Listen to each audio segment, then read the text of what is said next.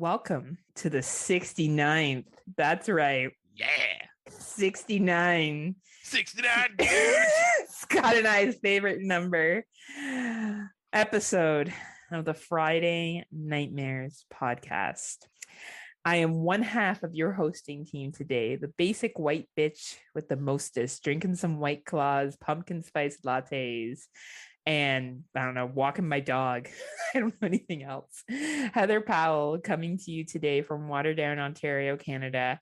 And with me, as always, is Mr. Smokeshow Crawford coming to you from the town of Swartz Creek in the county of Genesee, in the state of Michigan, in the United States of America, in the North American continent, in the Western Hemisphere, on the planet Earth, in the Milky Way galaxy, fully vaxxed, boosted, and waxed, and ready to climax. And if you can, please get me wet. Feed me after midnight. I am the man, now not with the glorious beard. I ended up shaving that thing off and, took some getting used to, but here I am, a.k.a. You look younger. Oh, thank you. Yeah. A.k.a. Mother of Cats, a.k.a. the man with the humongous ego, a.k.a. Scott Housen, and I am Smoke Show, and I am better than you, and you know it. And with this new style, Scott, you are totally a 10 out of 10 Tim Davis. You were definitely not a Rob Humphreys. I you were so for happy. sure a Tim Davis. Absolutely. We're recording this a little bit early. We're recording it actually the night before Scott comes to visit me. Our last visit of 2023, possibly, unless I go out there in December to see Scott. 2022. Sorry. Yeah, 2022. I don't want to say 2023. I don't know. We're not there yet. I jumped ahead a fucking year. 2022. She's from the future, folks. From the future. Everyone's still mad about Halloween Ends. And Terrifier 2 and whatever else people are mad about. So yeah, we're recording this one a little early, so you'll be hearing this in November. We do have a spoiler-filled review at the end of our episode. We'll give warnings for Halloween Ends in case there's somebody out there living under a log that hasn't seen it by that point. I know we're a little late to the punch, but Horror for Dummies did a spoiler review, and Tim was fucking mad. Like he so was. Tim bullied Daniel. He was all like, "Why do you the movie, Daniel? Why? I didn't like it. Why you like it?" I loved it. He was really upset. Like I was listening to him when I was walking in my trails, and I was like, "Shit, I'm glad Tim's not here. Like, I may not make it out of the fucking trails alive. Like, he's so angry." I pictured when he was going off like that. The South Park episode, Scott Tenorman Must Die, where Cartman is torturing Scott Tenorman at the end, makes Scott Tenorman cry. And he's like, "Oh yes, your tears are so yummy, Scott." Because that's not doing to Tim. I know. And like the best part is I watched Halloween Ends. Obviously, we'll be doing the spoiler review, and I liked it. Now, mind you, I wasn't like, "Oh my god, it's the best Halloween movie that's ever occurred," but I definitely didn't think it was worth all the hate. And people are still really mad about it. I know, like really mad. And I don't like. It's a fucking movie. Like it's a fucking movie. I don't understand. I saw, and I won't go into it too much because you already watched it, but just before we jump into our 2022s, I did watch Terrifier 2, and I'll be honest, I did not like it as much as the first. I know I liked it. First of all, extremely well made. You're right about the final girl. Fuck, she was awesome. Wasn't she? And of course, David Howard Thornton is always a pleasure. But I found art was a little silly in this one. Parts of it I found a little Looney Toony and a little too much, a little too Freddy's Dead for my liking. But that being said, I thought the third act was epic. There were just parts of it that I thought was a little silly. I was going to say, what did you feel about the runtime? Did it feel like the 2.5 hours? No, and it wasn't a runtime issue, right? I definitely don't think it was too long. And I thought the story was fine. There was just some scenes with him where I feel like the school stuff I thought was silly. I thought that scene was very much like Nightmare on Elm Street.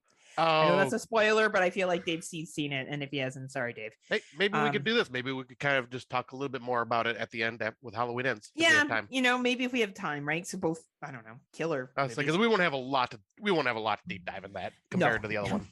No, and I don't know. I thought it was, but here's the thing: I'm a big Terrifier fan. I've been looking forward to Terrifier 2 for years. I still enjoyed it, but you know what? I'm okay that maybe I didn't like it as much as I thought I would, and my life can continue. So, it's fine. Was I disappointed? Sure. Maybe they could have done something else. But if I had a choice, I would probably watch the first Terrifier again over this one. Doesn't mean that it's not a good film. It just means that parts of it I thought were just a little too silly. And I think Great filmmaking, excellent movie. I the look gore was fucking top notch. The gore was over the top, and that's what you expect, right, from a Terrifier film. And yes, they definitely upped the ante. There was a couple of like fuck yous to the audience that they put in there that I thought was really funny. Overall, good film. I'm glad I watched it. I enjoyed it. But if I'm honest, I prefer my Terrifier. I prefer my art from the first one. But that's just me, right? Doesn't mean it's a bad movie. It just means that's what I prefer. I still think I'm glad there's a third coming, and I'm glad it's made so much money. Right. And I was gonna say, like, for me, like, obviously, like, I loved it, loved it. And I didn't see art nearly as goofy as you did, but I know what scenes you were talking about. Yeah, and I feel like those scenes wouldn't bother you as much. Yeah. Like, I think those scenes would irritate. Like, it's just like how when, like, sometimes we'll watch a comedy and you'll be like, Heather, this is your comedy. Yeah. This is your level of comedy, right? We just have such a subjective taste sometimes where something will bother me and it won't bother you. Like that ASMR thing bugs the shit out of you. And for me, I'm like, oh yeah, it sounds relaxing, right? Like, it's just different preferences. But I definitely think a lot of love and work went into Terrifier 2. And I think that, a round of applause because that went from being a pretty low budget film to making a lot of fucking money in the I was gonna say, let's give us a second. Just slow clap. Fucking bravo to everybody that's went to the theater to go see this because of you. Terrifier 2 went from only having a one-time showing to having a full weekend showing to having the next weekend showing to having the next weekend showing competing with Halloween Ends. And then to continue on to another weekend into Halloween itself. And like finally came in like over 1,000 extra theaters it got added to. Went to Canada. Like this $250,000 movie, last I knew, was at 5.48 million, which huge. This is a movie you would never expect to see in a theater and doing fucking gangbusters. It's on the news. Like fucking Detroit, my Detroit channels that I've watched like sometimes with the news. The anchors were even talking about it in Detroit, talking about like how messed up this movie is, and like audience members are passing out. It's totally doing the whole shtick of audience members are getting sick and fainting because of this terrifying clown movie, blah blah blah. And it's just incredible to see like because it's all word of mouth and it's viral. Didn't it strike you how desensitized you and I are because it didn't disturb me at all? Yeah. Like the only thing I said, I was just like, damn, would never expect to see this on the big screen. Yeah, like there was, like I think in a theater it would be shocking, but like, and there was a scene that you had mentioned to me that was very intense, and it was, but like, I don't know, we watched so much shit that I was like, oh yeah, right. Like I was like, this is terrifying. All right, time for bed, right? Like it's just like, and that's not like me being like, oh, I'm so tough, I'm a horror fan. Like it's just we watch so much stuff. You and I particularly, especially international films that don't hold back, that, this to me it was good. Don't get me wrong, but it wasn't like the gore I found disturbing. But for someone who doesn't really watch horror movies, it would be upsetting. Yeah. Like if you just watch mainstream, it would be really mainstream North American theater releases. This would be like fucking over the top for you. Yeah. And for a lot of these people that are just now hearing about it, like through the news or whatever, and, hearing that it's basically an endurance test of horror, they're going to want to go to try to check it out and see it for themselves. And they don't know what they're getting into. And they come out shocked. And once again, that's another thing about this movie. It's like, it's become an endurance test for a lot of the mainstream audience, which is awesome. Like, I'm just like you've seen me. I've been like sharing posts with you all the time. Like, just like, look how much it's made. Like, I am just fucking flabbergasted and just so happy to see something like this doing so well. Yeah. And about time, about fucking time. Like, thank God it's not the Purge Anarchy. Thank God it's not like election year Purge or whatever the fucking shit comes out and like other, Halloween Ends, all those people bitching about Halloween Ends. I hope you went and saw Terrifier 2. Right. Like I, push these indie films and continue to support them. Fortunately, it wasn't at a theater near me. I wasn't able to practice what I preach, but I'm really glad I got to watch it. I think it's great. And I recommend it to people. I just prefer Terrifier 1. But lucky for me, I can watch that whenever I want. So exactly. Doesn't ruin the first one for you. No, it doesn't. I know. Tim's like, shut up, Heather. Halloween Ends was horrible. And I'm like, I know, Tim. I know. Show us on Halloween on Scott's body where it touched you. I hope it's right here in the boobs. Right. But yeah, anyway. Let's get to our watches. Did you watch this first one? I don't have. Oh shit! Yeah, I didn't share our notes. I just assumed you got your notes up Yeah, on let your me pull own them up real screen. quick. I just was waiting to see if I you will were sharing them or start. not. No, I didn't share them. And I'll just say what the Oh yeah, first one is. It is Piggy. yeah, So I you seen did that. watch Yeah, it? Okay. So let me pull up the stuff that I was going to talk about with Piggy. This one was a real interesting one. I think this was it Spanish? I think it Or was. something? Okay. I thought so. All right. So Piggy is a 100-minute runtime. Adolescence can be brutal. A bullied, overweight teenager sees a glimpse of hope when her tormentors are brutally abducted by a mesmerizing stranger. Dave C wants to watch this one, so I'm not going to say too much on it. And this is a very, very good film. It's pretty dark, and there's a couple of different ways I thought it was going to go at different times. It didn't. Be prepared for a lot of empathy for the main character. Yeah. Great actress. There were some scenes that I found very challenging to get through personally. My dog's just barking away, but it would anyway. Mickey obviously didn't like it either. So, but no, I thought it was a pretty decent film. Scott, what were your thoughts on it? And I'll try to mute while my dog's being, of course, this is when he stops. Anyway.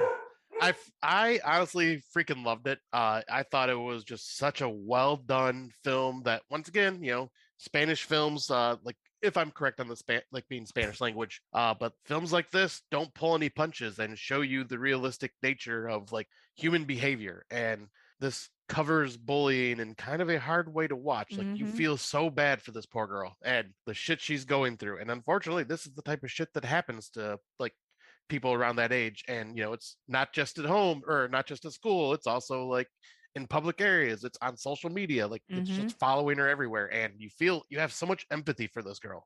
And like when everything happens, like you're almost frustrated with her, but at the same time you understand why she's not doing anything about certain situation.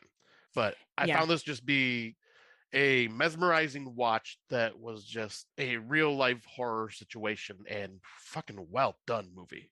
I couldn't agree more. This is a really, really good film. I think if you enjoy social commentary films, films about quote unquote misfits, I think this will be one for you. This film is available on iTunes, Google, Vudu, YouTube, and Microsoft Store, and I think it's worth whatever rental price you pay. I think this is definitely a strong international film that's come out this year, and I recommend it to people. Oh, this is a high recommend. Rent it for whatever price. Like it's fucking great. It's worth it for sure. The next one I believe is one you have not seen, right? No. All right. So I spend most of my nights so. Me too. But the next one is Alone in the Dark. No, not the Alone in the Dark from 1980. No, not the Alone in the Dark from like 2011. No, this is Alone in the Dark 2022. It is not a remake, nothing of that sort, but it is a to be original, and basically feels like a Lifetime movie. Nice. I'll give you a synopsis. Bree is recently divorced and under house arrest due to her ex-husband's crimes. But when a stalker shows up, things seem to have control over. When a stalker shows up, that seems to have control over his surroundings. This is very generic, very Lifetimey. The acting is very Lifetimey in ways that feels like a Lifetime film when you're watching it, like camera-wise. She's basically on house arrest in this beautiful freaking mansion because her ex-husband was rich and like has all the like Alexa stuff where it's basically a smart home. Can lock the doors for you, can do this for you, can do that for you. And then someone basically knows like the codes and stuff like that to get into this system to fuck with her. And I mean, interesting concept, but very Lifetimey, very blah. I mean, it's a Tubi original. Like I say, we're doing the Tubi Awards, so I'm just kind of like eating up everything Tubi original that I can, just because why not? They're easy watches. So if you're just wanting to just devour everything Tubi releases, it's free on Tubi, so why not? It goes quickly. It's not offensive to my eyes, but it's nothing like this is a very forgettable movie. Okay, well, we'll keep moving on then. We'll move to Significant Other. Significant Other is a 84-minute runtime. We have, is it Micah Monroe. Yep. Micah Moreau in her second film this year. Right. Always loving seeing her. Do you really know the one you love? Ruth and Harry decide to take a romantic backpacking trip through the Pacific northwest, but amongst the beautiful scenery, Ruth makes an unexpected discovery that sets her off a strange, frightening new path. The couples aren't alone in the woods, and they may not be the same when they come out, if they come out. This has a 2.9 rating on Letterboxd. Not a lot of people have seen it yet. I really enjoyed this one. I thought it was a really good survival horror film. I really got into the characters. I liked where this was going. You don't want to give too much because, as Sandra said, you don't want to give away too much because it leads to spoilers. But I think that love you, Xander. I love you, Xander. But if you like relationship films, if you enjoy survival type films, I think this is a film for you. I don't know, Scotty, what did you think? Yeah, I really enjoyed this one. Thought it was a unique story, and I am a sucker for relationship horror films, and this one dove pretty solidly into like a topic that we've always brought up about like proposing and whatnot. And like some of the conversations they had were very real before shit went down. But yeah, I thought this was a very solid, just beautiful movie, well shot, creepy at moments. Freaking the acting was great. Like this is definitely worth checking out, and this is going to be in competition for my relationship award for the I agree for the end of the year. It was exceptional. It's available on Paramount, Amazon Channel, and Paramount Plus. Check it out. I think if you have those channels and you have access to it, it's definitely worth it. I don't think you can rent it, but if you have those channels, give it a watch. Yeah, completely agree. Now you watched this one, right? Yeah, I sure did. I'm pulling it up right now. Nice. All right. So the next film, I just love this title, Bitch Ass. A gang initiation goes wrong when a group of 4 recruits break into a house of horror as they're all forced to play deadly games for their lives. So do you want a Saw movie where the games are board games and Jenga and paper, rock, scissors, or stuff like that? Well, this is the low budget, low rent version of Saw for you. I really liked this movie. I think I liked it more than Scott did. So crazy. I empathized with the main character. I actually really enjoyed this one. It's not it is available for rent on iTunes, Google, YouTube, Microsoft Store, and Cineplex. I don't know. I think Scott gave the most honest description of it. So if that's what you like, a $2.99, $1.99 rental. But I enjoyed it thoroughly because now that means Rob Humphries is going to watch it. Fine, Rob, watch it. I liked it. It was good for me anyway. But I think Scott's definition is the best. Yeah, I'll say I don't hate it. It was easy. It was like easy to watch, entertaining, and it's for people that don't know, it's urban horror. So something like Tales from the Hood, Candyman, stuff like that. And like once again, another movie that kind of dives into bullying and like the gang problems and stuff like that. Another real life look. I just found the games to be very silly and just. I love the games. I thought they were great. I thought it was great. I really enjoyed it, Scott. I know. And I wouldn't be like, oh man, this movie's so great. Everyone should watch it. Right. It was just my thing. I really dug it. So listen to Scott's review. And then if you're a sucker like me, watch it. That's the best thing we can say. All right. The next one is The Final Rose, which was a Tubi original. Oh, okay. Did you watch this, Scott? I sure fucking did. No, you fucking didn't. Fuck yeah, I did. Anyway, this is a 22-minute runtime, and a young single mother arrives on a remote island to compete on Love at Last. TV's number one dating show until Chloe discovers a mysterious killer is slaying the contestants one by one. Honestly, what was the most interesting about this show was I'm like, that's how reality TV shows are filmed. That was the most interesting thing about this movie, because this movie dissects what the backstage part is like, and they're probably right. That's exactly how it goes down, minus the murder part. But yeah, it was not a great film. Lance Lansford from The Horror Returns. If your wife is listening, she would like this film a lot. So get her to watch this, and you could watch it with her because it's tolerable.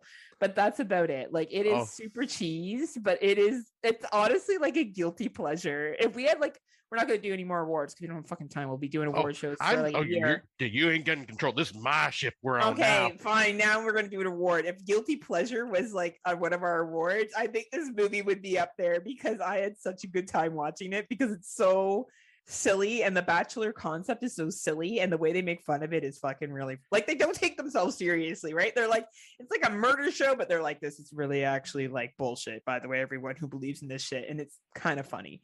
Oh, I had so much fucking fun with this movie. Like, I loved it. Like, it's not getting like a super high rating because it doesn't deserve it. But oh my God, was I entertained because of how because for one, I hate reality TV.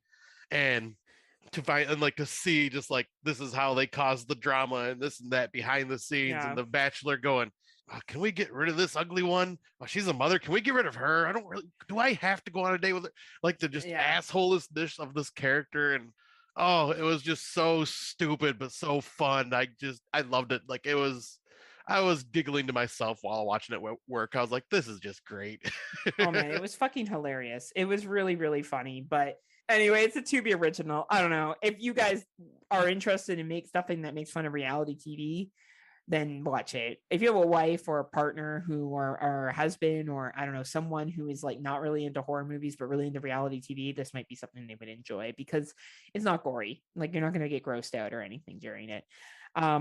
Yeah, anyway, I'll let you go to the next one because I haven't seen this one. All right. So I definitely recommend it if you're wanting something dumb and fun and easy to watch. But this one kind of gets you into the Halloween spirit. This was a Netflix original and it's called The Curse of Bridge Hollow. And it stars Marlon Wayans. So I was like, okay, Marlon Wayans and Kelly Rowland. So I was like, oh no shit, okay. A Halloween hating dad reluctantly teams up with his teenage daughter when an evil spirit wreaks havoc by making their town's decorations come to life. This is basically like Hocus Pocus meets Goosebumps meets like a lot of the like introductory young children's style horror. I would say it's more teenage based because there is a little more swearing in it and stuff like that in Marlon Wayne style humor.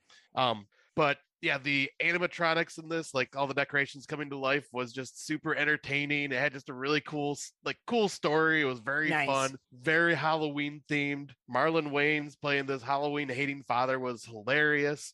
The neighborhood, all the neighbors around him were obsessed with Halloween and they're just like complete dorks about it. And I loved it. And there was even a homie don't play that line that he threw in from In Living Color. I was like, that's yes, amazing. That's great. This was just very fun, definite introductory children's horror, definitely a Halloween film. Like it's totally for this season. I had a lot of fun with this one. It was just very entertaining. Awesome. And that's a free watch on Netflix. So you're looking for something, I know it's post Halloween now, but if you're looking for something just to, I don't know, relive the magic, I guess you could watch it. So the next one is The Possessed. This is a 97-minute runtime. It is an Australian film. Tim Davis covered it on Horror for Dummies, and he sent some love to it, which I thought was really nice.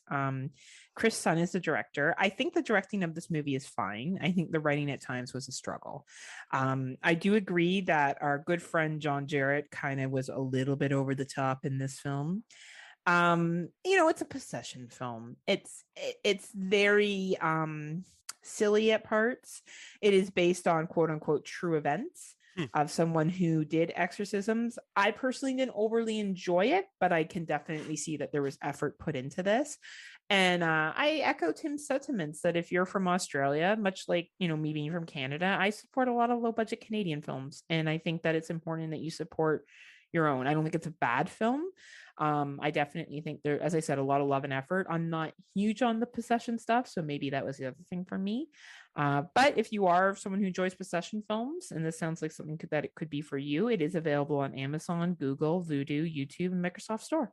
Nice. Yeah, this is one that I was because I heard Tim gush about it, and like I talked to you about it because you said you watched it. And you're like, yeah, for you, I wouldn't bother because you know my taste.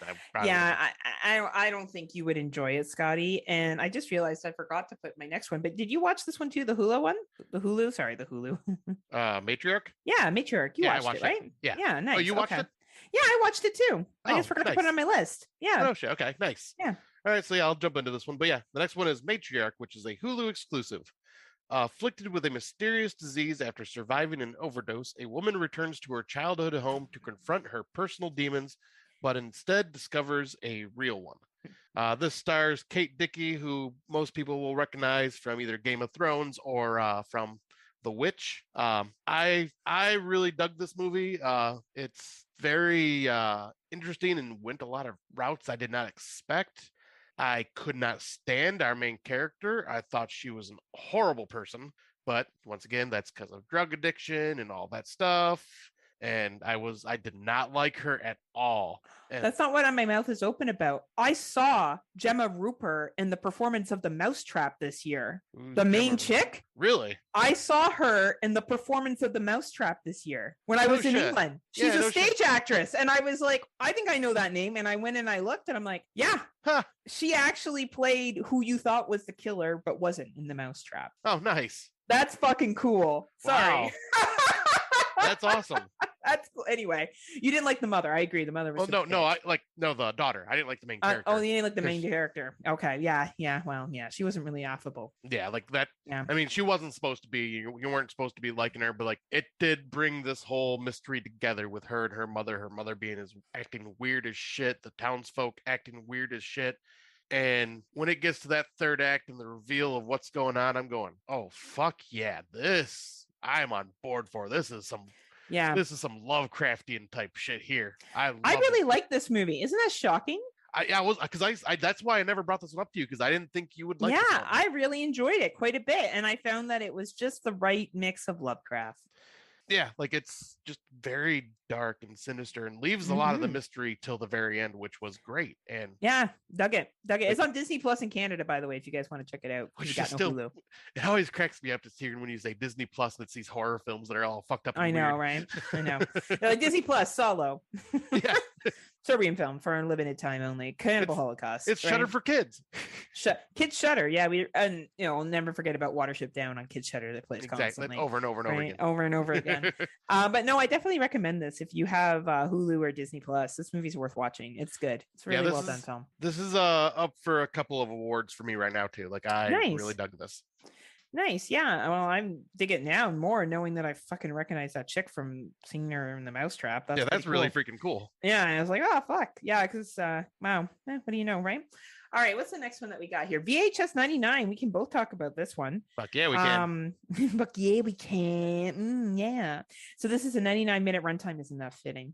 Perfect. Look at that. VHS Goes to Hell. Funny title.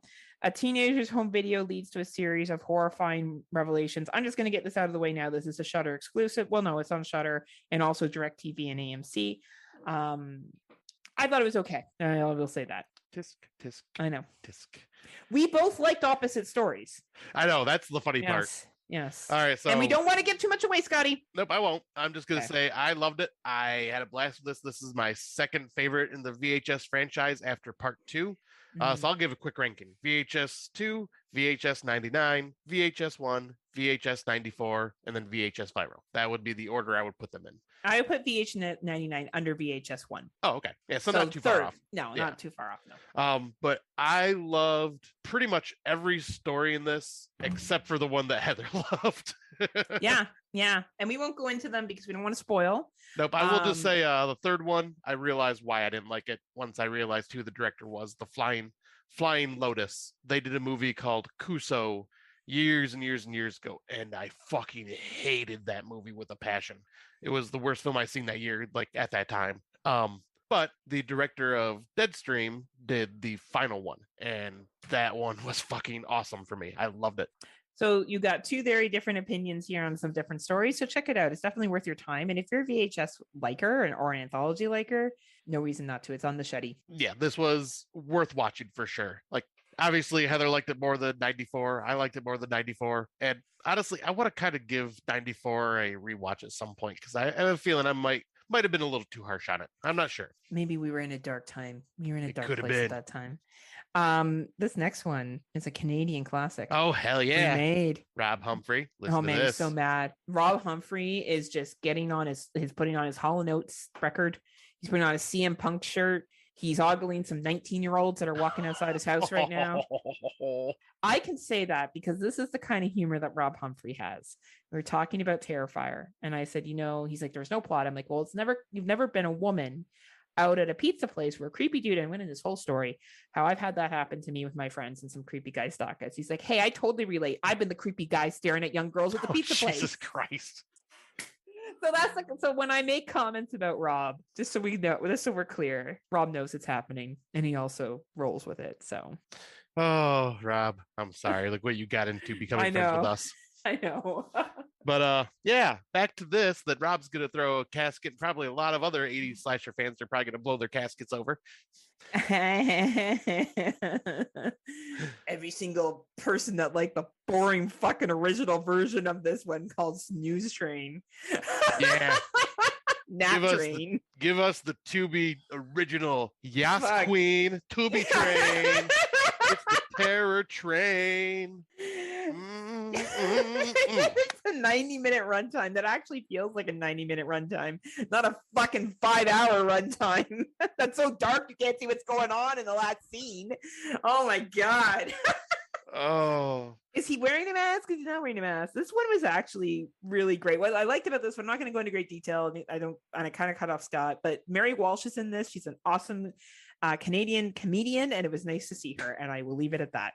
Yeah, this is, once again, a remake that, doesn't stray far off from the original. No. I think it just adds a quicker pace to it all and kind of gets to the kills a little faster. The acting, I'd say, is about on par. I know that's going to be sacrilege to you 80s fans. Like, obviously, Jamie Lee Curtis, amazing actress. But in this, like, everybody I thought did decent, and the kills were fun. The movie was fun. Like, it was fast paced. I liked it. Yeah. I liked it. I liked it. No, I'm not going to fucking sugarcoat it. I thought it was better than the original. And it's more, it moves quicker. I'll give it that. It moves quicker. And like, I don't know, you actually believe that there's emotions in this one.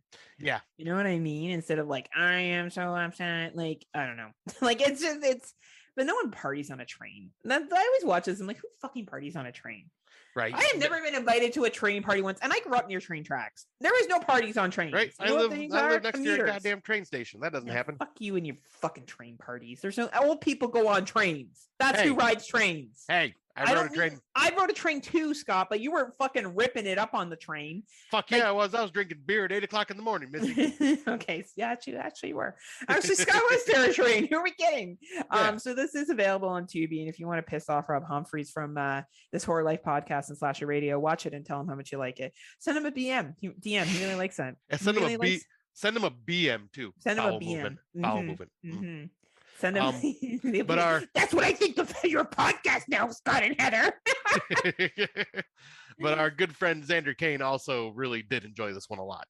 That's because Xander has good taste. Yeah, Rob Humphreys. Anyway, I don't know why I did it like that. That was total like one of those stupid fucking 2000 movies with like Will Ferrell. Anyway, so, and it looks like the next one will be me. All right, so let me pull that up real quick, y'all. Yeah. Well, this one is so independent. It doesn't even have a cover art on Letterboxd. It's just a gray square with the name. Oh, nice. I was just kind of scrolling through Tubi and I seen like, oh, look at these couple of these found footage films. And they're 2022. Oh, this one looks interesting. And that is Day of Disappearance. It's a 114-minute runtime, so it's a bit long. But in September of 2019, a young man named David Hale started a YouTube vlog. 3 months later, December 1st, marked the last video on the account and was the last time David was seen.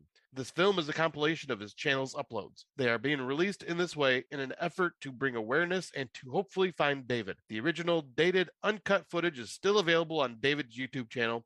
You can find this and more about David here, and they actually give a YouTube link because they actually uploaded all the original YouTube accounts of this character David. They went all out, huh? They went all out. The Blair Witch real.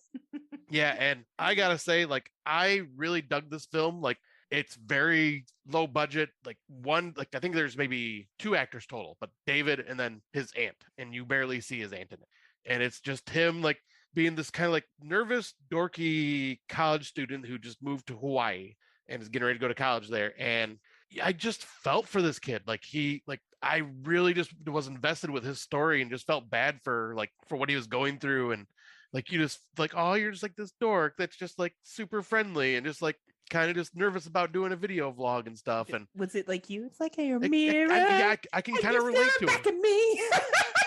And yeah, like I totally related to him. Like seriously, I did. And I know you did. That's why I said it. And his acting was really good. It was genuine. The reveal of what happens later, wish they would have showed a little more, but for almost a 2-hour runtime, I didn't really feel it at all. Like, and I was just invested in the story of what happened to this poor kid. And yeah, it's a total like documentary style found footage film, and it's really fucking good. So where's it available? Tubi? I found this one on Tubi. Yes.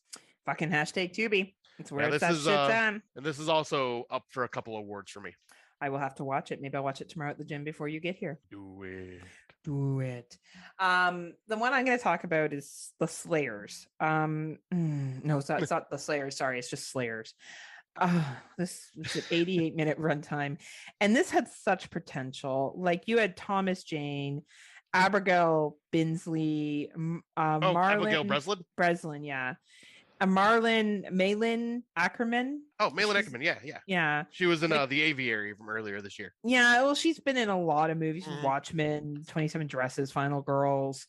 Like, she's actually a really good actress, but this movie was okay. It was everything social media influencers gone wrong. Like, if you are a social media influencer fan, don't watch this movie. If you hate social media influencers, don't watch this movie.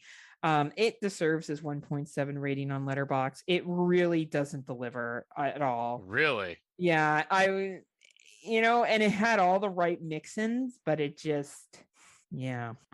So if for some reason you really want to check it out because you're a big fan of some of the people that are in this, you can rent it on Vudu, Google Play, Amazon, YouTube, or Microsoft Store, but I don't recommend it. I'll be honest with you. Like, honestly, it's a solid skip for most people. That's unfortunate, especially with the big names it has in it. It's misleading. Yeah. I guess we can move on to the next one because I know both of us have seen this. Oh, yes, please. All right. So when I was continuing my like Tubi searches of like, oh, look at this, another found footage, I'll save this to my list and blah, blah, blah, I came across a movie called The Flock. While on a journey to find a mysterious cult, 3 young people encounter a plot to raise a demonic entity. Hot on their trail is a team of mercenaries with a similarly mysterious background, hell-bent on taking down anyone involved. This was fine. Like, I found it on Tubi. This is where it can be watched. It's 84 minutes, so it goes by quickly. And it does like bounce between different groups of people that are having cameras and like doing stuff like the mercenaries, the cultists, and other things. And I found it an interesting story. I just found the execution lacked a bit. And I was saying, what did you think? I agree. I could not add more than what you said. I found it challenging to follow at times. There's been better mockumentaries. This is a skip for me, honestly. Yeah, this was like just above average for me. It wasn't like anything insulting to my eyes. Like, it didn't drag. I didn't hate it. It was just there, and it was fine. Like, I was hoping for more because it was on one of those found footage horror films of 2022 to look out for. And I'm like, oh, sweet. And then I seen it on Tubi, and I'm like, yay. And I'm like, oh, meh. I don't think that person's watched a lot of found footage. Or that person's friends with the director. Yes. And you know what? Hey, everyone needs to start somewhere. But if you're a found footage completist, you can find this bad boy on the Tubi. Yep. And it's called The Flock. Like I say, it's free, worth a watch. Why not? Well, you got the next one too. All right, let me see what the next one is. It's TerraNet. Okay, well, sorry, I'm having to bounce between the Google Docs and Letterboxd. That's why I told you. Thank you. All right, let me pull up TerraNet here. Where the hell did it go? Oh, there it is.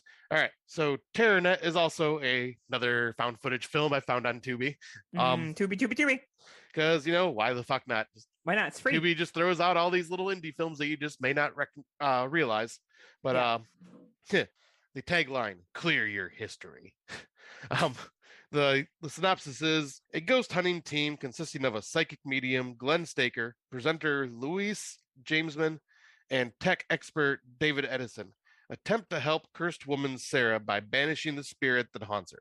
The project has been secretly funded by mysterious entrepreneur Mr. Namtor Netty, but David has given all the money to a cam girl that he is obsessed with after she told him she was going to be homeless. At their first online ghost hunting event, Glenn tries to banish the demon haunting Sarah, Asmodeus, the demon of lust. This is kind of like a YouTube social media style horror where they're all like on their computers and like almost kind of like what's the one from a couple years, Host on Shudder? Oh, okay, yeah. Where they're doing like the seance and stuff like that. Yeah. It's supposed to be funny, and didn't really find much comedy in it. But I did chuckle at the fact that the main character is just like, oh yeah, all this money to create this YouTube channel and hire all these like well-known medium and psychics and blah blah blah. I'm gonna give it to this cam girl that I'm obsessed with, and I'm gonna keep watching her doing her dirty show, and I feel bad for her. So here's all the money. Oh shit, she didn't pay me back in time, and then drama ensues from there. But yeah. This was, I found a chore to get through. So do you not watch, skip? Yeah, just do not watch. Like, once again, like this could have been good, but I don't think they had the budget and the star power behind it for an acting wise. Yeah, that can do it. But this is also on Tubi as well. So yeah, if you're just wanting to be a found footage completionist, go ahead. But yeah, I wouldn't bother. Have you watched this next one yet? I've only about half hour into it so far. Oh man, the next one, and I will not talk much about it. Don't Worry, Darling. Oh, thanks. I won't. And it's 123 minutes. Welcome to Victory, a 1950s housewife living with her husband in a utopia experimental community begins to worry about his glamorous company maybe hiding disturbing secrets. This movie is fucking amazing. I was so excited, and everyone is talking like, you know, that meme, like everyone's talking about Halloween Ends. This was my Halloween Ends of this year, this and Terrifier 2. I was really excited for Don't Worry Darling. I thought it was going to be awesome, and it didn't fucking disappoint. This will be in my top 10, if not my top 5. This movie is fucking amazing. Florence Pugh steals the show again. She is such an amazing actress. Watch it. I don't care what kind of level of horror fan you are, watch it. It's great. It's amazing. It is available on Amazon, Vudu, Google Play, and Microsoft Store, and it is worth whatever fucking money you pay for it. It's that good. Yeah, I'd say I'm about 35 minutes in, and yeah, I can see I'm gonna really dig this movie. It's it's got me just curious on what the hell's going on. Florence Pugh. You know what I mean? She fucking sells it. She nails it. You know, there's just, and her character throughout this just goes through. Oh man, I wanted to rewatch it the moment it finished. That says a lot for you. Last time I knew you did that was live stream. Yeah. Like, that's impressive. So, you know, because I want to go back and catch things. Right. So yeah, check it out. Recommend it. Watch. Nice. Then I guess I got the last one on the list. Oh, you sure do. Did you end up watching this one? No, I skipped it because I didn't want to watch it. Fair enough. But you may want to. I may. Okay. Yeah, I'll say. This is Old Man, directed by Lucky McKee, who also directed May and The Woman and a few of the Masters of Horror episodes. The synopsis is: deep in the woods, a lost hiker stumbles upon the cabin of an erratic and reclusive old man. What starts off as cordial conversation soon turns dangerous as it becomes clear that one or both of them might be hiding a terrifying secret. This stars Stephen Lang, who I think nowadays they just go, hey, you know, we just need an old man that can play badass and frightening. You want to do that? Sure, I'm bored, because he does that again in this, but he's way more unhinged in this. Not like in a like terrifying way, more just like he's lost his goddamn mind. Like he's been isolated for so long in this cabin, like out, I think it was like the Colorado Rockies or whatever. So he's like out in the middle of nowhere by himself, and he's just loses his damn mind. But holy shit, the performances between him and Mark Center, those two, because it's basically just those two for the entire movie. Like there's a few tiny little appearances by other actors, but these two just steal the screen. And once again, if it was not for these two actors, this movie would not be as good. Nice. But the story, I'm just sitting here wondering, okay, what the hell is going on? What is the odds of all this happening? And like, how did they come together and all this? And like, how did this all happen? And the unfolding mystery of that is fascinating. And when there's the reveal of what goes on, like my jaw just hit the floor. I'm just like, no cool. Shit. Okay. Like this movie was awesome. That's awesome. I may check it out then. Where's it available? Yeah, I was just gonna say I gotta look to see where it's available real quick. This is available on iTunes, Google Play, Vudu, Amazon Video, and DirecTV. This is definitely a high recommend for me. Awesome. So that's our 2022 list for now. Keep checking it out. We keep watching them. We keep sharing them. For older films, I have The Sacrament, which was a found footage film that I finally checked out. This is a 99-minute runtime from 2013. It basically is a retelling of the Jonestown massacre, only it's a little bit different because they're talking about a modern day situation. So it's interesting. They managed to have a guy that looks like Jim Jones in it and also be talking about what happened in the major massacre when everybody was killed, which I think is actually really, really cool. So it is found footage. There is some fairly well-known actors in here. We got Joe Swanberg, AJ Bowen. The guy that plays the father is Gene Jones, which is hilarious because he's playing Jim Jones, and he's been in a fair amount of movies. Oh, Country for Old Men, The Hateful Eight, Oz the Powerful. Like, obviously, people have acting chops in this movie. It's very believable. It's probably one of the better found footage films I've ever seen. My understanding is Dave Z doesn't like it. So sorry, Dave. I like it. I think it's really good.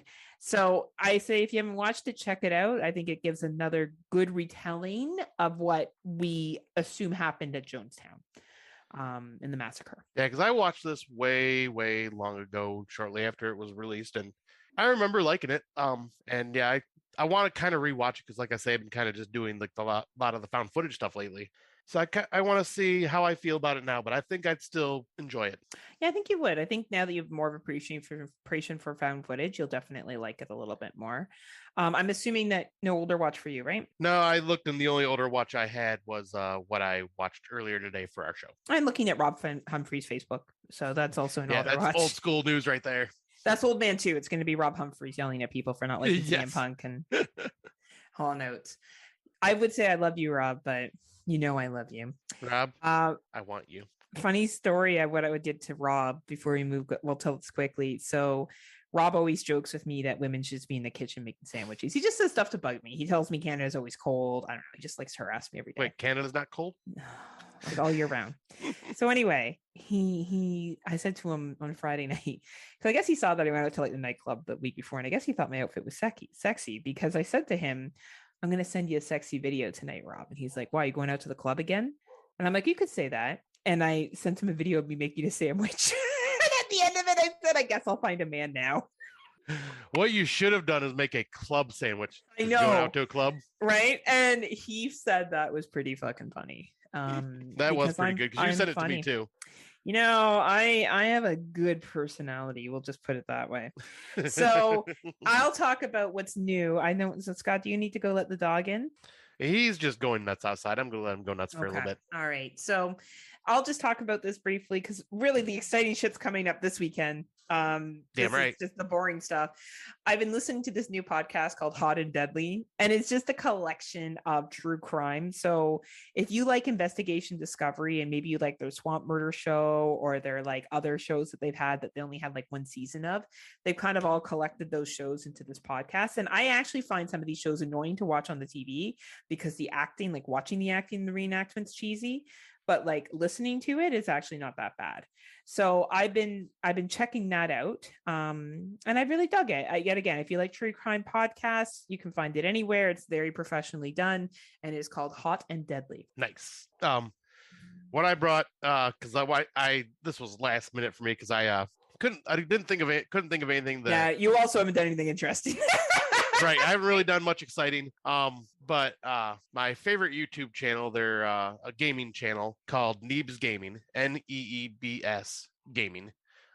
They always do like survival games and stuff like that. And it's like a group of them, and they're always like harassing each other and like just working as a team, but like always like bickering like a family in a way. And it's quite entertaining. And they kind of like have a continuing story that they play through it. Well, during the spooky season, they always they didn't do it this year, but they released a supercut of every one of their times that they've played horror video games, and they called it Friday Night. So they play it on Friday night, but it'd be Frighty Night, like scary night. And like their reactions while playing some of these horror video games where you're jumping out of your fucking skin, because this is why I don't play horror games, people, because my old man heart can't fucking take it. Like the shit in these games scares me more than anything I've ever seen on TV. But yeah, I've been watching their like 6.5 hour long supercut, just kind of going through that whenever I have time, like, and just getting pure joy out of their visceral scared reactions of them playing horror video games. So they played the Friday the 13th game. They played PT. They've played Until Dawn. What was it? Five Nights at Freddy's. They pretty much just try every little horror game. Outlast. Yeah, it's just fun watching them because they'll do just like one episode for like a half hour or whatever, and some of they'll continue on. But yeah, it just goes like, hey, it's spooky season, so why not watch scary video games by my favorite YouTubers. Awesome. So this can just be found on YouTube. People can just Google it up. Yep, just Google Neebs Gaming, Neebs Gaming. Awesome. We'll have way cooler stuff to talk about next time, ladies and gentlemen. Maybe. Don't you worry. Yeah. We're going to be nerds. We might have something cool. I don't know. We're nerds. We have fun activities. We have activities planned, Scott. Activities. Man, I'm going to talk about all the sushi I'm eating. Oh, man, I bought a lot of wine. I got 3 different bottles of wine for us and beer for you and vodka we have here as well. And yeah, we're just going to make lots of poor decisions. Well, not really. We got to be sober enough to go. We can't be hungover going through Haunted Manor. Like, I threw up on the fucking Jason guy. Oh, that would be hilarious. The power of Christ compels you. The power of Christ compels you. Exercise the demon. We get escorted out of Haunted Manor. They're like, ma'am, sir, y'all not allowed. Leave. You're not allowed back again. We not all about this. Y'all need to leave, eh? Y'all need to get your mooses and your poutine, and you need to go. And make sure you grab your geese and tell the beavers to back off. Oh, you can't tell my beaver to back off. Rob Humphrey's like, Rob Humphrey's like, your beaver's too old, Heather, because you're almost 40. Good Lord. I'm over the hill, according to Rob. Are you running up that hill? You know what he said to me once? He's like, don't worry, Heather. Some guys like older women. Wow, Rob. Wow. Isn't that fucking funny, though? Oh, honestly, Jesus. And when you burn me right. Then it's fine. Like if you say something, I'm like, that's fucking funny. Like Brandon Orlick always says I have an extremely large head, and he's right.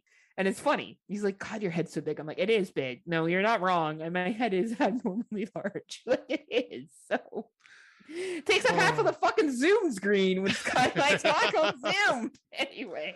Oh my God. I know we never said at the beginning. We're talking about Israel horror or Israeli horror today. Yes. We'll be talking about 2 films. So we'll be doing that after we hear from one of our friends at the Legion Podcast Network. So if we still have any left at this point. If we have any left. So after these messages, we'll be right back. This'll keep you quiet. Oh, hi there. I didn't see you. You caught me cutting a new show. I'm Bo Ransdell, and I'm one of the many creators you can find on Legion Podcasts.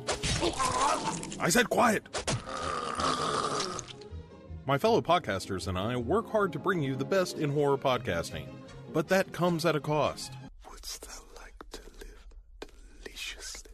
Not that, but also yes. No, what I'm getting at is that there are server costs, costs for good microphones and software for editing, all the things that make our shows, fun to listen to. And you can help. If you're enjoying the shows on legionpodcasts.com or in the Legion Network available on iTunes and Stitcher, just about anywhere you can download a podcast, really, you can help us out and get a little something for your trouble at patreon.com/Legion Podcasts. For just $2 a month, you get a pair of movie commentaries exclusive to Patreon, and for $5, you can also join us for a monthly screening of a movie. All of that available on patreon.com/Legion Podcasts. We appreciate it, and thank you for listening. Now, back to the cutting room. Welcome back. We are going to be talking about some Israeli horror. There we go. You got there. 2 movies. Scott watched one of them. I watched the other one just due to access. So Scott is going to talk about his movie first. I didn't even write any details of it. Look like you're going off the fucking rails there, Scott. I really slacked today. First time I've ever done that. Yeah, I was gonna say I was kind of shocked. So I went to Letterboxd, and Letterboxd is not helpful. So, well, I guess you're gonna have to IMDb that shit. So there's 2 movies that we selected. Mine was in English. Was yours in English? Mine was a mix of English and Hebrew and Spanish. Okay, I can go first. You want me to go first? Hold on. I think I can bust this out real fast. Oh, yeah, you can. Yeah. Okay. There, it's a little better. Jesus, there's not much of a synopsis on any of these sites. All right, so the film that I ended up watching for our Israeli horror episode is called Happy Times from 2019. This can be found on Shudder. Happy, happy, joy, joy, happy, joy, joy. joy. Stars Michael Aloni, Iris Barr, Steffi Selma, Shani Atlas, Sophia Sante. Directed by Michael Mayer and written by Guy Ale and Michael Mayer. Synopsis is: a seemingly friendly dinner party erupts into a night of violence and terror at a lush Hollywood estate. So the other synopsis was even less than that. But this movie was I'll try to just kind of give you my own synopsis in a way, but this movie is like an LA house from a well-to-do family. They send their kids away and they're having friends and family over for like a dinner party, and one like that's just kind of like your typical like what could go wrong at a family / friend dinner party. Lots of arguing, lots of like just one guy ends up bringing a African American woman over as his girlfriend or his date for the dinner party, and like some of the male family members start kind of like speaking racist things about her in their own language, so she can't understand it, and the cousin gets angry and fight starts breaking out, and then this erupts into true freaking chaos along the lines of like bodies, and all my friends are dead, where it's just like one bad thing happens after another, happens after another, happens after another. It's just a freaking steamroller of chaos. Yeah. People are dying left and right for shit that they got blamed for, or something accidentally happens. This was utter chaos, and I had so much freaking fun with this film. Like the acting was all really well done. Heather's raising her eyebrows at me weirdly and freaking me out over here. But no, I thought the acting was really, really good. The cinematography was beautiful. The setting was great. The story was just a lot of fun. Like this, it's not a lot. It's hard to kind of go off of by myself without having someone else to bounce off of conversation wise. But yeah, Scott's not used to doing this solo. No. He's used to other things solo, but not this. I'm used to just using my hands, But no, I found this to just be a lot of fun. Was it a relationship film that was like all your friends are dead, all my friends are dead, like funny, kind of ridiculous, like funny, awkward situations, and like I say, it was a mixture of family and friends, and the wife that is at the hosting this party, her husband is dancing with one of their friends, and then the young guy that she works with like starts hitting on her in the kitchen, and then all of a sudden they start making out, and the husband catches them and starts chasing them around the house and beating the shit out of them. So it's just like one thing after another, right? Oh, it is. It's just utter chaos and just kind of snowballs from there, and it's pure chaos. I love it. And you said you watched it on Tubi, right? Yes, this was available on Tubi. Nice. Well, not any kind of urban legends. We moved away from folklore, clearly. Yeah. That was more of a crazy, funny movie. Mine is a remake or readaptation of the Golem from the when was Golem made? 1910? Like something like that. I know it was like an old old film. So this is a retelling of it. It has a 5.5 rating on IMDb and an 86% rating on Rotten Tomatoes. And it is available on Tubi. This was released on August 27, 2018, and it's just called The Golem. And during an outbreak of a deadly plague, a mysterious woman must save her tight-knit Jewish community from foreign invaders, but the entity she conjures to protect them is far greater evil. So this is along the lines of the Changeling kind of storyline. You meet this married couple. You realize that she and him had lost a son, and there's been a lot of pressure for them to get pregnant, but she is preventing herself from getting pregnant and having abortions when needed. It is a period piece. It's set in 1656. And honestly, like they didn't do the best job of setting it in 1656. Like it's hard to really do that. You know what I mean? Like 2020, like 2018, set something back that far. It takes a lot. Like it takes, who's the director of The Lighthouse? Robert Eggers. It takes Robert Eggers, right? To really like do that well. So, it's not bad for that, but the story is quite good. There's this group of, we'll say, gypsies, for lack of a better word, that are trying to like overtake this little village, and they have the plague that they're carrying with them. and they have to kind of fight back, and she finds a way spiritually to summon something that is not necessarily for the good. There's some really good, sorry. I was gonna say, and just so we can, because I'm sure someone may correct us. I know gypsy is kind of a non-PC term to use now, so nomadic people. Oh, really? Let's just say, yep.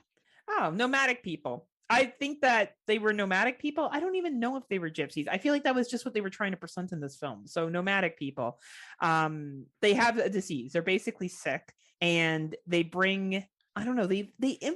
I'm still not quite sure why the infiltrated came into the village. Like, I'm not sure why they did that. I think I don't know, maybe they were fighting over land or something. It was really confusing. But basically the woman is afraid of these people and afraid of them overtaking her village. So she finds a way to conjure this the golem, right? And, it has some good kills towards the end. The third act is much more gory. And I think you would like it a lot more than, I enjoyed it, Scott, for what it was, but it's very much a historical piece. It's very much based in religious folklore, we'll say. Right. Very, very religious folklore.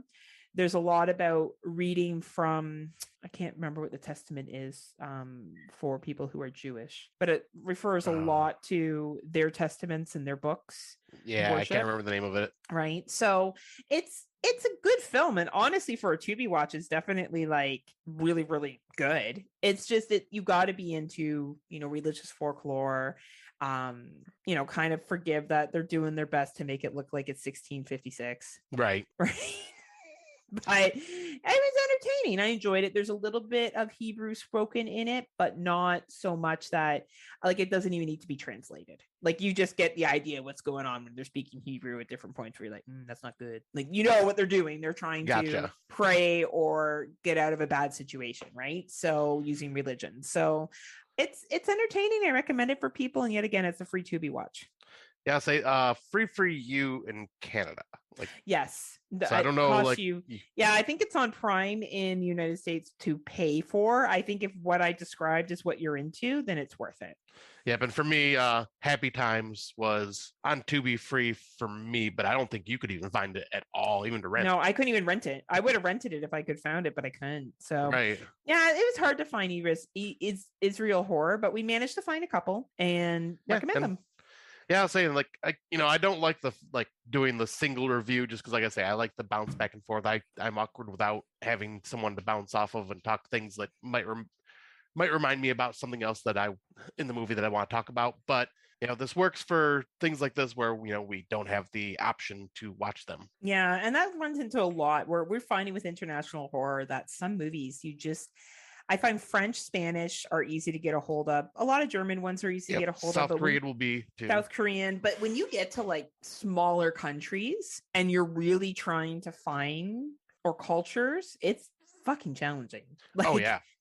It's really challenging, especially if English or something English sounding is because obviously different English sounds different across the world, different accents, stuff like that. But and even a lot of these other movies that I think it was Ukrainian horror that it was mostly in English, the found footage film we watched. Yeah. Right. Even then they have a lot of English in them because they're trying to bring in the North American audience, but it can be a real hunt to find a lot of really good international films. But I think these are two good international films that I would definitely recommend. Yeah, I would say because I'll probably watch The Golem at some point because I'm very curious about that one myself. And you would like it, Scott. You would like it. Yeah, I'll say it sounds right up my alley. And yeah, Happy Times. I know you would have loved this, Heather, if you could have watched it. It's just super fun. And yeah, like you were saying with the brief, they didn't speak a lot of Hebrew in yours. No. This one, it felt authentic where amongst the family, they were speaking a lot of Hebrew amongst themselves. But then when other people that didn't speak Hebrew came in, they would start speaking in English to them. And they kind of mixed it up and back and forth and stuff like that. Nice. Yeah. So, but yeah, both great watches. Obviously, one may be harder for people not in the U.S. to find. But if you guys get a chance, Happy Times and The Golem, it sounds like we both definitely recommend them. Yeah. Definitely good times. So our Out of the Dark segment is we're going to do a Halloween Ends spoiler discussion, and we're probably going to talk about the other two as well because this is a trilogy after the first one, right? Yeah. So this is another strand in the Halloween DNA.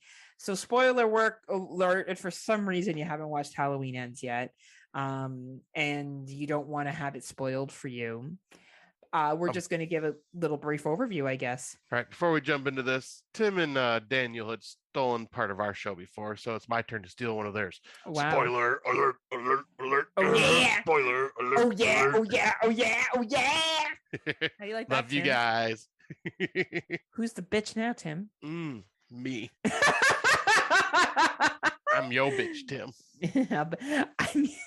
I'm your bitch now, Tim. Tim's like sleeping. I'm your bitch now. Sleeping. He's like, why did Halloween Ends have to be so bad? Having nightmares about it as he sleeps. And I'm sitting there caressing him going, it's okay, Tim. Halloween Ends was amazing. Admit it. Admit it. I feel like I was almost over the top arguing with some people how great it was just to piss them off. Just because, like, it was a fun game. I'll start off. I enjoyed it for what it was. A couple of things that I've heard people complain about that I just want to address quickly. This is not supposed to be supernatural Michael Myers. In the original film, he was not supernatural. He was just a tough son of a bitch. So, of course, Michael Myers would then age. That only makes sense that he would age over time. And they jumped 4 years, people. They jumped 4 years, and I get that he would maybe be living in a sewer, trying to survive. It made a lot of sense to me. I don't think, and when I say made a lot of sense to me, this is a fucking slasher film, people. Okay, this is a fucking Halloween slasher long beaten slasher franchise, right? Like, you gotta suspend some disbelief. People that are logically getting upset about this film, like, it's like, well, he was really strong at some parts and then really weak at others, and then, like, come on.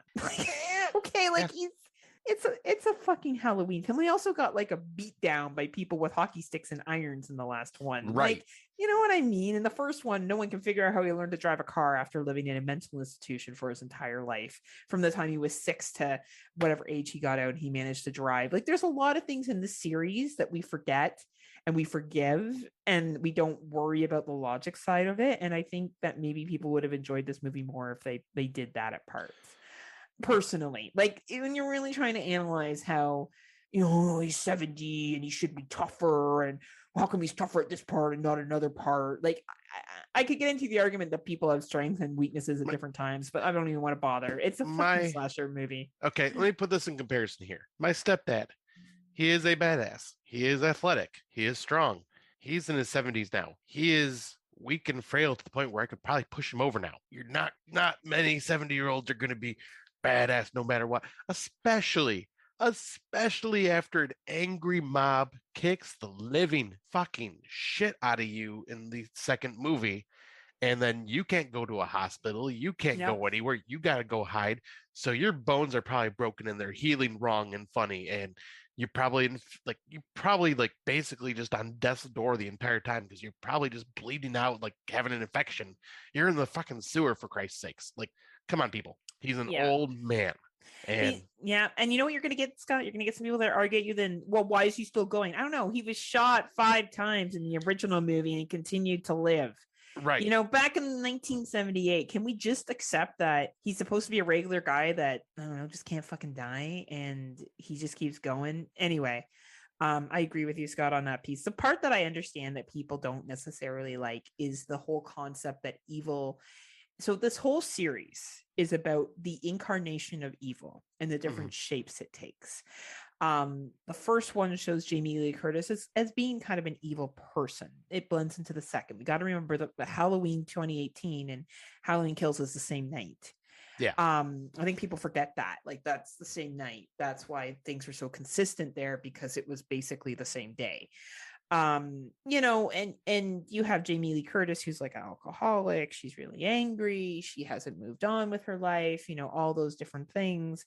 And you have in the second one a capture of how the crowd in the town is so obsessed with finding Michael, getting rid of Michael. He's the source of all our problems. That's why everything's been so bad. And really, when you think about it, they're blaming the 6-year-old kid for some murders that occurred in 1978, and they all haven't got over it. They probably all needed a group fucking counseling session, because that sounds like a real long time to relive your trauma over and over again 40 years later. And but do fucking beatbox poetry to it. beatbox poetry, right? And then we see the infamous scene where the patient, who is like 5 feet, I don't know why more people aren't mad about that. The guy's like fucking 5 feet tall. Michael Myers like 6'3", and people mistake them for the same person. Jumps out the window because the crowd's evil pushed it over. And then we see the final reincarnation of evil showing in this one, where this kid is bullied so much by people. And like, to a point that Tim Davis made about this kid getting beat up, when you're surrounded and you have been bullied by a community that has turned their back on you because you think you killed this kid, yeah, a bunch of band geeks could intimidate you because you have no allies. Well, you have no one to help you stand up for yourself. This guy has been isolated for something that wasn't even his fault.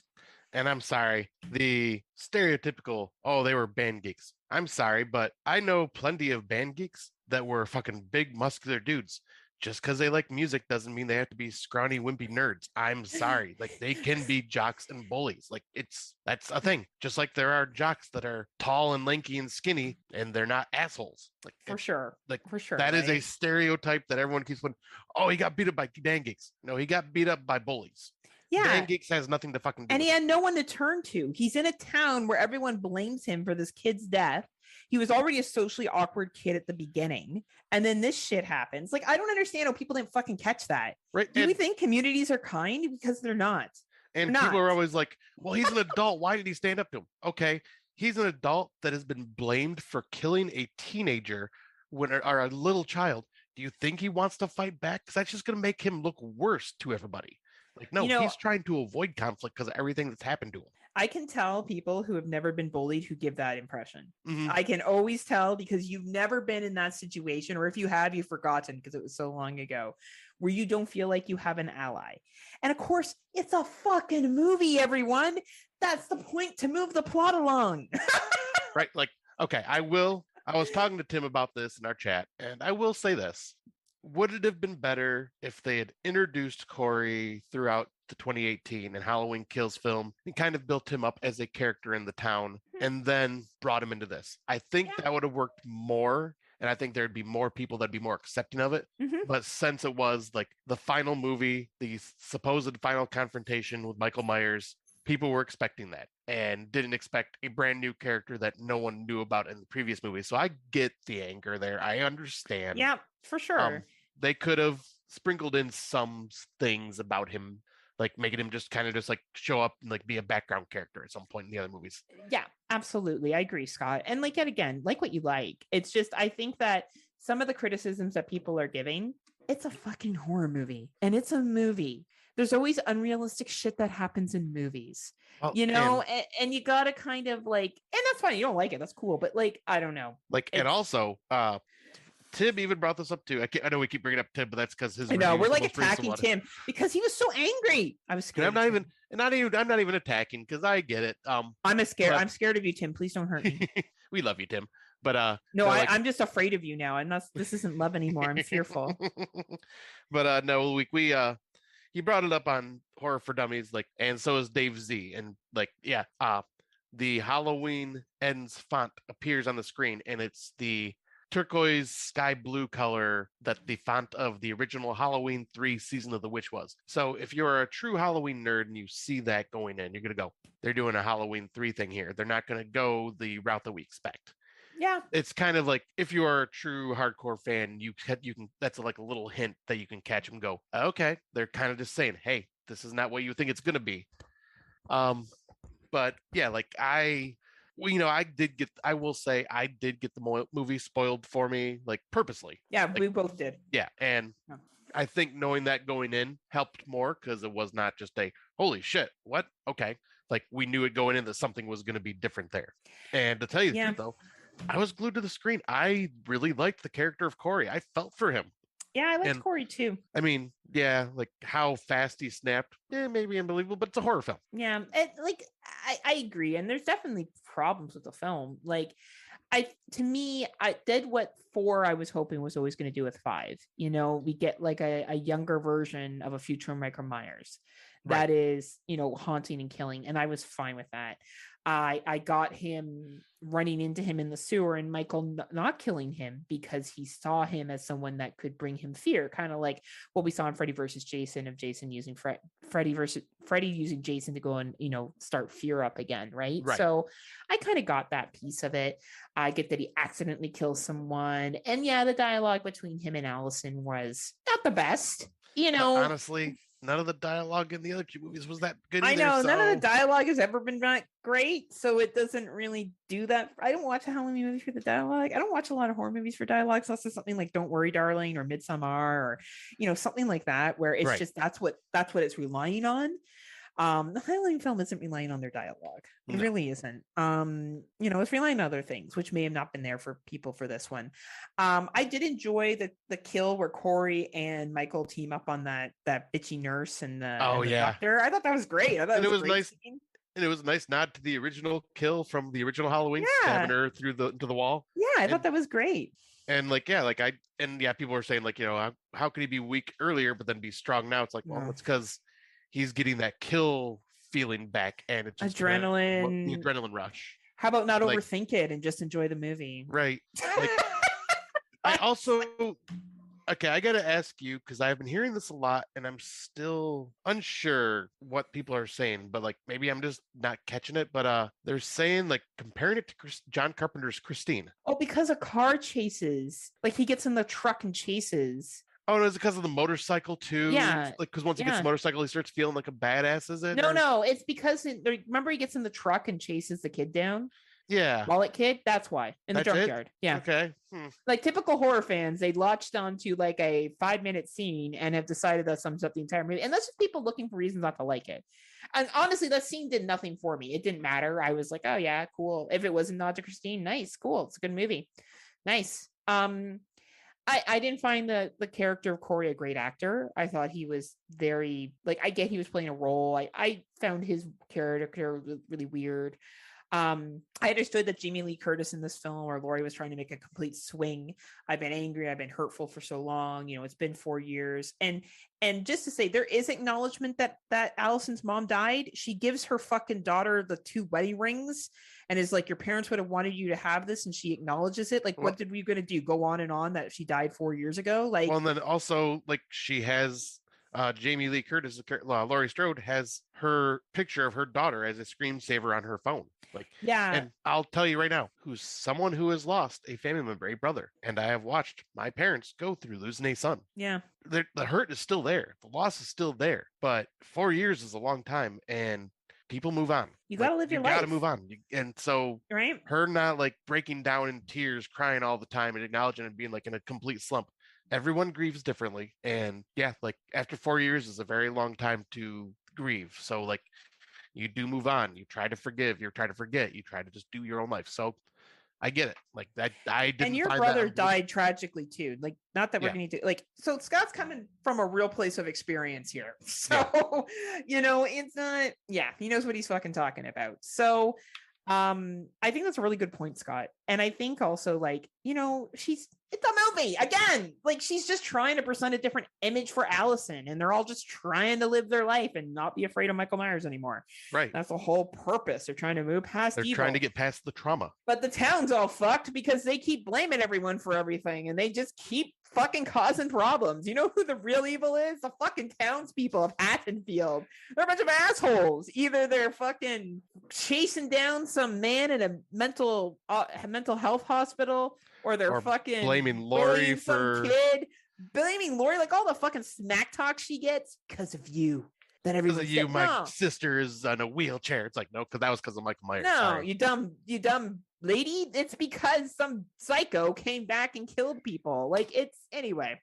I can get why people may not have liked the Corey character. You know, the part where they go to the TJ thing is, I find, or the radio thing, I find silly too. Oh, I there's parts of it that are silly, but like, I don't know. It's a fucking Halloween film. I don't know. And speaking of that DJ scene, I do gotta say, I love that fucking kill. And when the jaw gets ripped off and he just like falls on the record and like the record is skipping on his head, like and it's still playing live on the air. I loved that. Oh yeah, and I also, thought that was great. Not many people have said anything about this. I know Bill Castanelli did just like in a quick comment in one of the chat groups, but our our favorite horror hostess from Joe Bob Briggs, Darcy the Mail Girl, was the secretary of the DJ booth. Just a quick little cameo before she got killed. Yeah. So I thought that was really neat. That was really cool. And like, I don't know, the final showdown between Michael Myers and Jamie was fine. And Laurie was fine. I thought that final confrontation was great. Like, I thought it was good, and I like how they really made sure for this iteration of Halloween,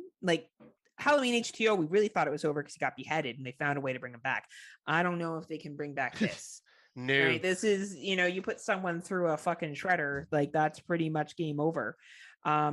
Which I thought that was great. And here's the thing. They'll create another Halloween set of series. Don't worry. Yeah, like right? They'll either reboot it or they'll bring the Cult of Thorn series in, or they'll try a new story. Like, they'll just completely mess up the timeline even more, like they already have. But no, like I do like that final confrontation because I like that the fact that Corey first is ends up slitting his throat, and I heard other people saying like, well, why did he slit his throat like that? Blah blah blah. I'm like, because what he was trying to do is trying to pin this on Laurie to ruin the rest of her life, to make everyone think she's the one that killed him, and him being an innocent. And so that's what he was doing. That's why he was kind of laughing about it when he slit his throat, because he was trying to just ruin the rest of her life. He was just a fucked up dude, right? Like by that point, he was so far gone. And I love the fact that that's when Michael Myers is like, I'm still not after you, Laurie. I just came back here for my mask. Hey, you're in the house? I'll come kill you. And then like that beat down happens, and like her and Allison like finally kick the living shit out of him, pin him with that fridge, and like that was an awesome like scene. And like the town fucking gets rid of him. I love that. Thought that was a great way to just be like, it's over. Michael is killed. This trilogy is done. Though maybe they could probably continue this if they wanted with Corey, because technically, Corey slit his throat and then Michael broke his neck, but we never do see the body again. So Corey could somehow still be alive. Oh my god, no one's gonna want that. Can you imagine? But I do have an idea how this could have been an even cooler end to this trilogy. Oh yeah? Yeah, this is something I was also talking to Tim about. Like, this is my idea. But so imagine, Halloween 2018, Michael Myers escapes, Halloween kills, going on the rampage and all that. While all this is going on, let's also have Corey being after snapping because of the town, going on a killing spree himself during the same time Michael is. You just don't see, there's certain scenes where you don't see Corey or Michael Myers like face up. You just see the body. So play it out the entire trilogy as like, oh, Michael's been the one killing this entire time. Oh shit, no, Corey's been involved too, killing on his own. And like just kind of like using Michael as the scapegoat, and no one really knows. I would have loved that. I think that would have been a cool way to really. I think that would have been great. If we could do flashbacks in 2018, I don't see any reason why we could do flashbacks in this one. Right. And just be like, yeah, I killed this person. I killed this person. I killed this. Like, just show the ones where you didn't show Michael's face. And maybe that would have made more sense for more people. And again, like, and I don't mean this as like a passive. I am not the biggest I like the Halloween series. I enjoy it, but did I think that they could have done it better? Sure, I guess they could have. I found it an entertaining enough movie. I watched it with George, and yet again, George is a fair weather horror fan, and he said to me, I like this better than the other ones. He's like, the middle one was just dumb. It was just him killing for a fucking hour and a half. Right. So for him, that didn't work, right? This is more of a character study and like showing of trauma. Right. And the whole reflection of the theme through these three movies is evil. And how the incarnation of evil, and how evil takes different shapes and forms. And that was the purpose of this trilogy. And, you don't have to like it. It's okay. Or you can like part of the trilogy and not the other part of the trilogy. I get it. Some people were really disappointed. I just don't understand the anger. And I'm not talking about one person specifically. I'm talking I'm still in chat groups where people complain about it. Oh, it's nonstop. Like I see it on Facebook all the time. And I just don't understand why. It's because it's a beloved franchise, long-running franchise to some, and it's not ending the way they want it to end. Like, if Friday the 13th pulled a Friday the 13th Part 5, like they came back and they pulled a Friday the 13th Part 5, as much as everybody loves Part 5 now with Roy being the killer, if they did that again with a return of Friday the 13th, people would be pissed because they want Jason back killing. And they would be pissed because it's a long-running franchise. It's just, you must be right. I just, I just look at it like, and don't get me wrong, I don't see anything wrong with being pissed. I don't even see anything wrong with being like, I didn't like this movie. I thought it was poor plot development. I didn't think, the character of Michael made sense in this, and I totally get that. Like, I totally get stressing your opinion saying, I don't think it was good. I did not enjoy it. I really wish they did something else. But like, people making a petition to the filmmakers to remake it, like, are you fucking kidding me? Like, are you serious? Like, that's the weirdest shit I've ever heard before in my life, honestly. Newsflash, people, online petitions don't work. Like, stop wasting time. We have abortion being banned in some parts of the United States and women possibly dying because of pregnancies, but we're worried about a fucking Halloween fucking movie. Like, give yourselves a fucking shake. Like, even if you're not a political person, that's fine. You don't care about politics. Hey, respect, man. That's cool. Like, I get that. You're probably going to be a lot happier and healthier because of it. But like, to be part of a petition because you didn't like a movie, I don't know. Like, that just pushes a whole different, like, I can never imagine me contacting Damien Leon. Yeah. Did I say that? And being like, I really didn't like the art you did with Art in this Terrifier 2. I thought he was a little too silly. I want you to redo the movie so I like it more. Like, I just it's like the I just think it's weird. Well, it's like the shit I shared with you, you and Brandon in the chat, where it was Moms Against Terrifier 2. Yeah, that's also weird. And just to show you how much this doesn't work, David Howard Thornton even signed the petition himself to troll the group because he knows it's not going to change a goddamn thing because none of these petitions do. Who cares? Well, not anymore. Like, this isn't Silent Night, Deadly Night 1980, right? Like, and I yet again, like, why just don't have your kid go to the theater or accept that your kid, trust me, your kid can see a lot worse things on YouTube. Like, and it's not to say that makes it okay, but it's to say, have a conversation with your child. Like, Grim Cuddy, as much as that movie was silly, it's not fucking far off from the truth. Right. So, like, as much as I think horror fans are weird, I agree that is just equally as weird. But writing petitions to get movies out of theater and to get movies remade beyond is like, it goes beyond me as ridiculous. I didn't like Scream 5 that much. I thought it was a pointless remake. I still went to the theater and watched it. I still, said, it was a Scream movie. It was entertaining. It wasn't like, I can't believe they made Scream 5 and I'm so upset about it. And it went on and on for weeks and weeks. Like, I don't know. Heather, you just gave me an idea. Oh no. I'm going to start an online petition telling them to remove Scream 3, 4, and 5 from history. I want these movies removed. I'm angry they exist. Again, have your opinion. I have no problem listening to people cut up Halloween Ends. I enjoyed listening to him talk about Halloween Ends and not liking it. I've heard Mike Merriman talk about how he didn't like it. Neil Lemoy talk about how he doesn't like it. And that's okay. Yet again, like, it's cool. You thought it was stupid? Yeah, you're right. There's some arguments that they give where I'm like, yeah, that you're right. That was stupid. It just didn't bother me. But yeah, totally. Like, if I was, didn't like ABCD, I totally get it. But to be so upset that weeks later, I see people still, like, I saw one of those Spirit Halloween costumes, like the make fun ones. So it's on like the douchebags behind Halloween Ends or something. Like, how, like, childish. I just don't understand how that can be the thing that you attach your horse to. But you know what? I guess if, like, maybe movies are that important to you and politics are important to me, I guess, because I just think that they affect their daily life. I think they're more important than a film. But like, who am I? Maybe for some people, movies are really their life. And, if a movie really offends them that much, it's really hard for them to get over, I guess. Yeah, like, we also are in the minority of the horror community of we just don't get this passion. Like, we have a passion for the horror films, but we don't have that, like, insane passion that some of these people in the community do. Yeah, there's some people that are, and good for them, man. Like, they eat, sleep, breathe, live. They go to every convention, they buy everything, they know everything. They, like Rob Humphrey that interviews everyone. Look at me, my name's Rob. I like to interview people. Oh my God, I'm so important. But like, Scott and I tried to interview one person. They dicked us around and I then never tried again. Yeah. Like, it was very much like, I'm not doing this. And it's not because like I don't respect what these artists do. I think it's an art.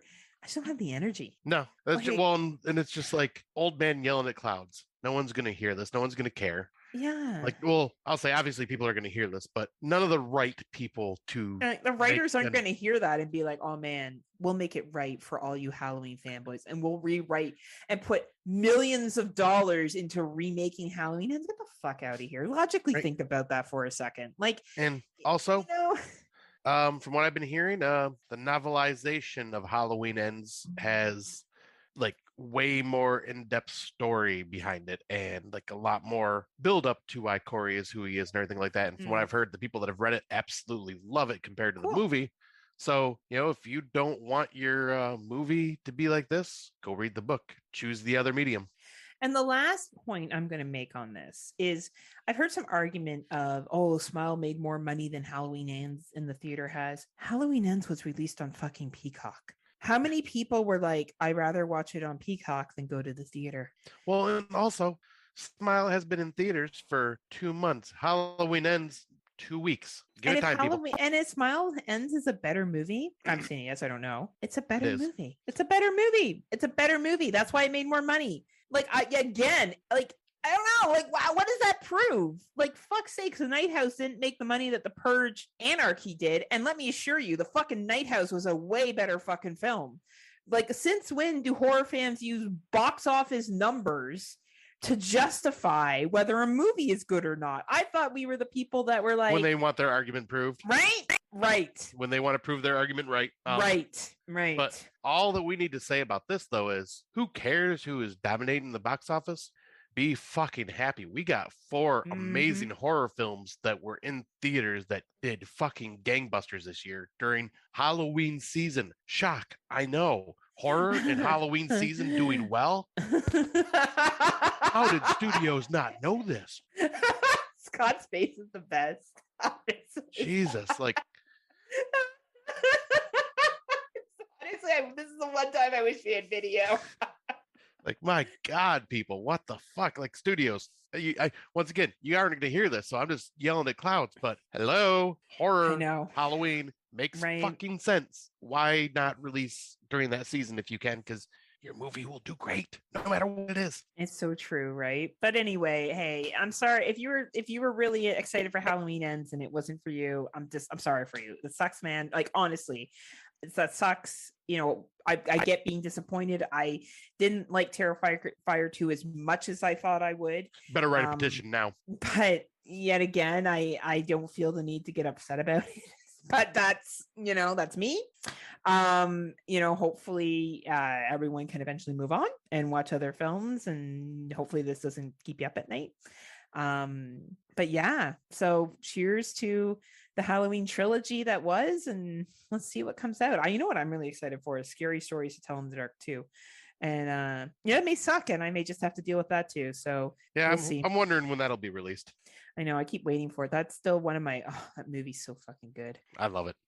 Such good. Yeah, such like just on the cusp of getting into real horror. Yeah, like most of the stuff that I was anticipating this year is now officially out. So I'm just kind of curious to see what everyone will bring us for the rest of the year. Yeah, me too. After watching Don't Worry Darling today, I was just like, fuck yeah. As I said, everyone's upset about Halloween Ends, and I'm watching Don't Worry Darling. Like, fuck, guys. Don't worry about Halloween Ends. Watch some other shit. Don't worry, darlings. Don't worry, darlings. Watch some other stuff. So thank you so much for listening to us, as always, on the Friday Nightmares podcast. We are proud members of the Legion Podcast Network. You can find them anywhere. You just Google, Legion Podcast. We're on Spotify, iTunes, all Stitcher, all the good streaming services. And we do have a Patreon where they do special screenings of movies, and they do different episode releases. And of course, there's giveaways for codes. And, for some reason you haven't joined Patreon yet. What are you waiting for? What are you waiting for? Oh, there's a twist. What are you waiting for? No, it's like Corey. Oh my God, I can't handle it. So please join today. It's only, I believe, $3 a month, and it's totally worth your time. And I don't know if you want to support Scotty and I indirectly, because that's the network we leech off of. Because Scott and I don't have a Patreon because we're not good enough for one. And I'm just lazy on editing, so I just don't want to do more editing. this is a hobby for us. And maybe that's where maybe our listeners like that. Maybe they like that we're passionate horror fans, but we're also apathetic at times. You like what you like, you enjoy what you enjoy, unless something is completely over the top ridiculous. And even then we'll find joy in it. We both like the final rose on Tubi. So so dumb, I don't but know. So fun. That's just the approach we have. So that's how we approach it and that's how we roll. So I'm very on square wheels, baby.